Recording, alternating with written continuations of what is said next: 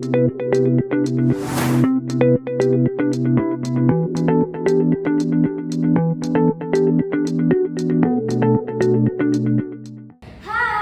People, selamat datang di Pretty Talks, tempat kita ngobrol santai soal-soal hal kecil tapi relate banget nih sama kehidupan kita sehari-hari. Kenalin, nama aku Deviana Lestari. Di episode kita kali ini kita akan membahas topik yang pastinya kita pernah mengalami. Apa sih Kak topik kita hari ini? Topik kita hari ini itu adalah tentang beauty privilege. Yeay!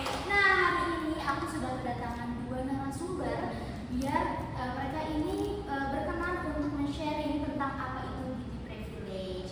Boleh diperkenalkan dulu. Halo Kak Kezia dan Kak Diva. Halo. Nah, aku senang banget hari ini udah kedatangan Kak Diva dan Kak Kezia karena mereka ini adalah ada yang salah satu content creator ya. Siapa yang di sini content creator? Oh, Kak Diva. Kalau Kak yang influencernya siapa? Kalau aku beauty influencer sih. Oke, jadi kedua orang ini adalah orang pastinya sudah berpengalaman juga nih, udah pernah ngerasain dampaknya dari beauty privilege ini. Nah, sebelum itu aku pengen tahu, menurut Kak Kezia nih ya dan Kak Diva, apa sih beauty privilege itu?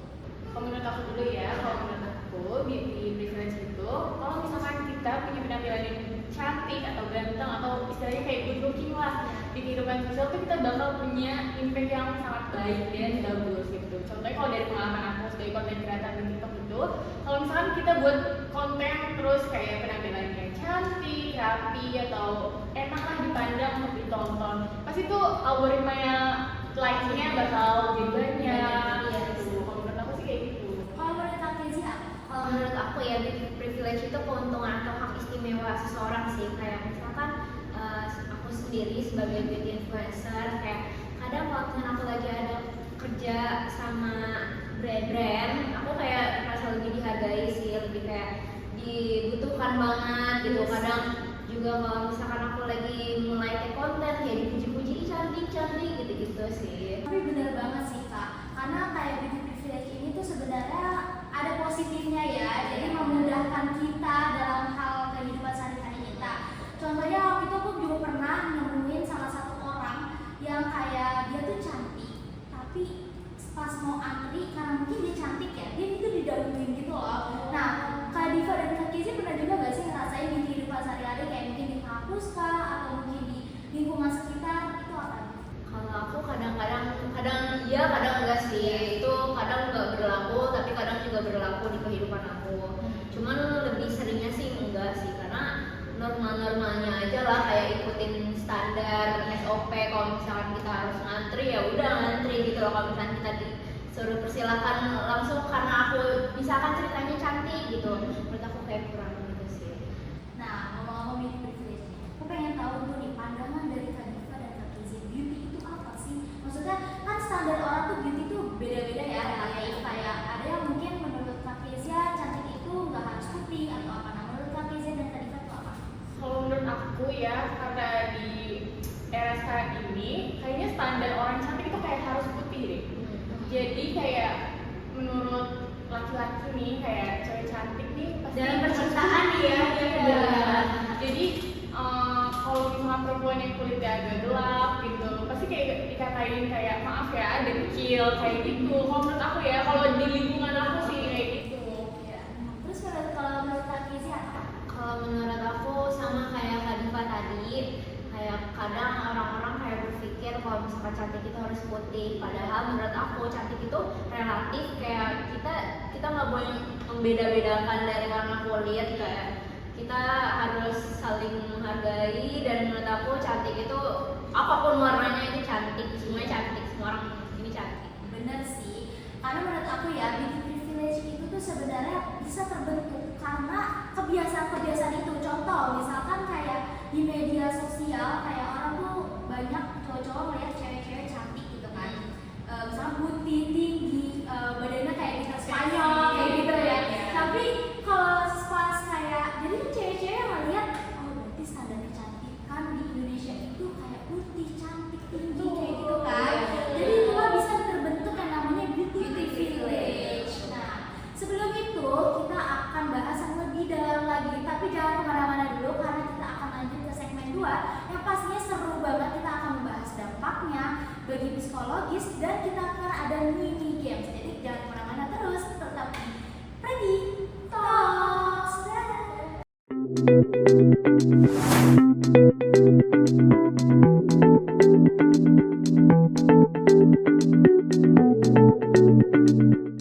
Welcome back di Pretty Talks, Pretty People. Yeay! Tadi kita udah bahas nih tentang beauty privilege.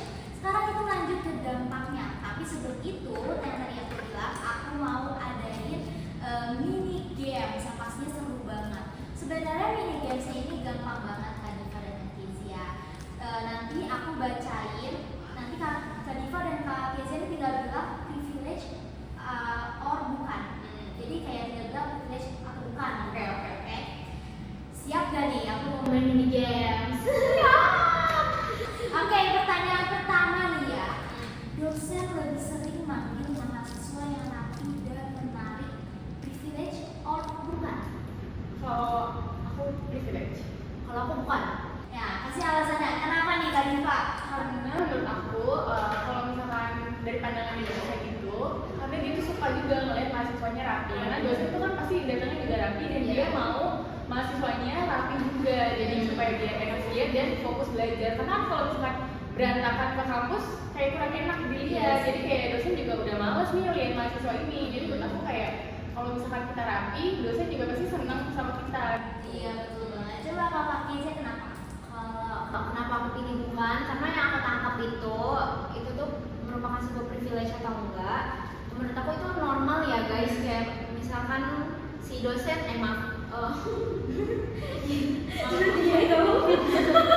maksudnya misalkan dosennya memilih kita karena kita kelihatannya tuh rapi, cantik gitu atau ganteng ya, itu privilege gitu katanya kan gitu kan. Kalau menurut aku itu normal banget karena seperti yang Kak Diva tadi jelasin, menurut aku itu tuh bukan privilege sih, kayak hal itu tuh harusnya dinormalisasikan, kecuali kalau misalkan tadi pertanyaannya misalkan dosennya itu memilih ini karena dia lebih cantik ya, kalau itu baru si privilege. Iya sih benar banget. Karena namanya dunia perkuliahan ya, cantik bersih, rapi, wangi itu adalah normal ya, normal banget. Bukan berarti kita karena itu privilege karena kecantikannya. Mungkin kalau kasusnya, case-nya kayak misalkan ada orang cantik terus dosennya bertanya terus mengutamakan yang lebih cantik, nah itu baru privilege. Ya benar banget.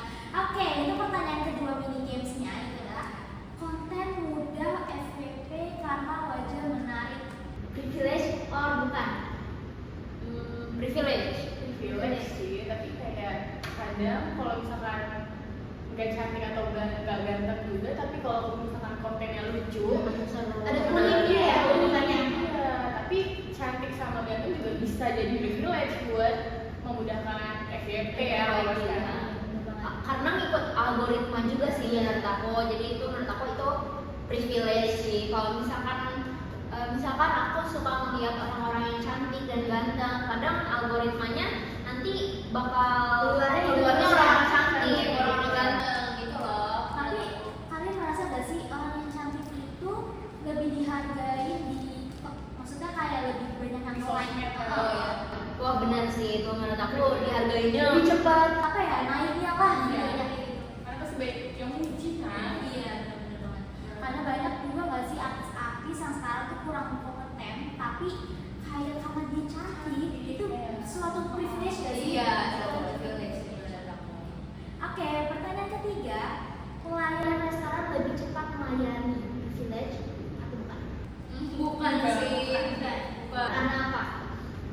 Karena kalau pelayanan pasti kan sesuai SOP ya. Iya, benar dari banget. pekerjaannya. Iya. Jadi Tapi kalau kan nggak ada kasus kayak gitu, misalkan kayak pelayannya mengutamakan yang lebih cantik dulu gitu. Pernah dengar nggak? kalau aku sih enggak ya. Iya, sejauh ini aku nggak pernah dengar itu sih. Oke. Nah, teman-teman, tadi kan aku udah ada ini mini games biar nggak kaku dan pokoknya biar seru aja deh pokoknya. Nah, kali ini aku pengen kasih tahu ke kalian apa sih dampak psikologisnya karena beauty privilege ini. Nah, kali ini aku pengen tanya juga ke Kak Kezia dan Kak Diva, dampaknya apa sih bagi psikologis untuk beauty privilege ini? Kalau menurut aku ya dampak apa yang kita ngerasa insecure, kayak ngerasa nggak pede, kayak ngebandingin diri kita sama orang yang lebih cantik. Kayak gitu sih menurut aku. Kalau menurut Kak Diva, Kalau menurut aku sama, ya kita kan jadi nggak pede dan kita tuh jadi kayak overthinking lah, kayak mau upload ini takutnya nanti kurang deh gimana orang.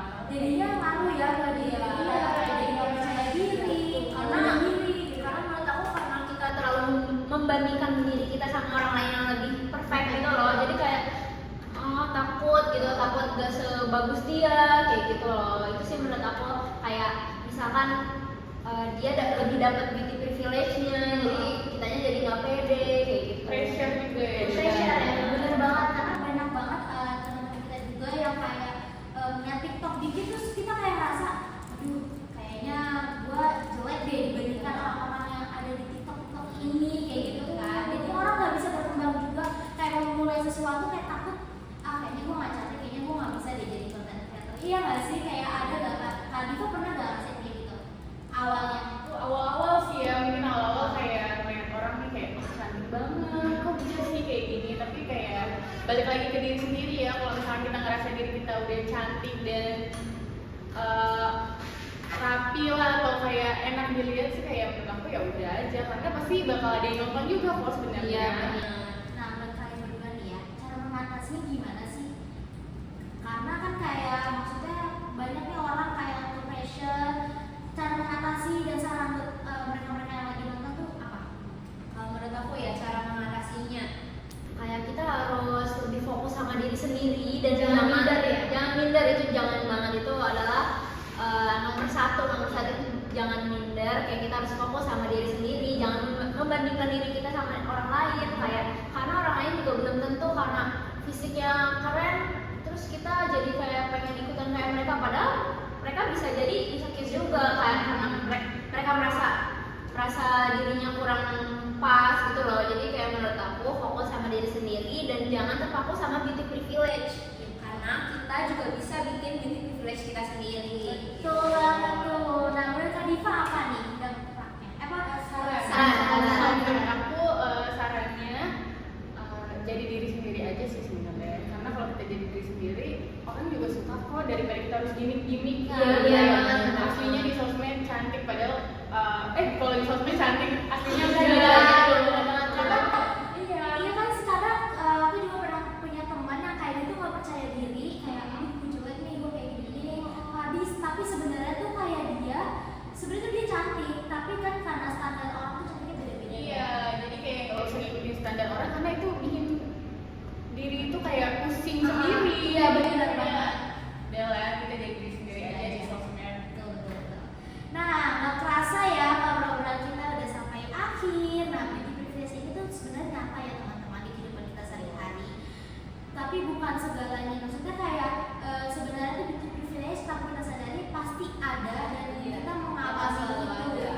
Kita mengalami itu. Oke, terima kasih nih buat pretty people yang udah nonton, dan terima kasih juga buat Kak Diva dan Kak Kezia. Sampai ketemu lagi di Pretty Talk selanjutnya. Bye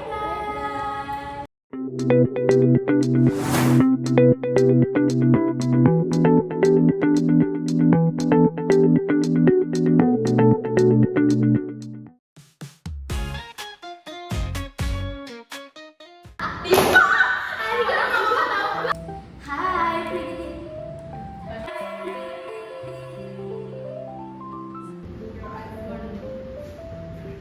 Udah nggak usah kelamaan. Iya, udah. Itu udah 3.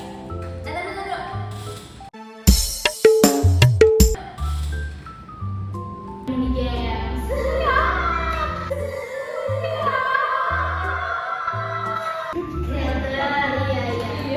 Benar banget. Iya, ini pun sebagai katanya. Iya, benar banget. Lu sudut pandang satu. Kayak gitu, apa aja. Apa ya, gue bertanggung jawab.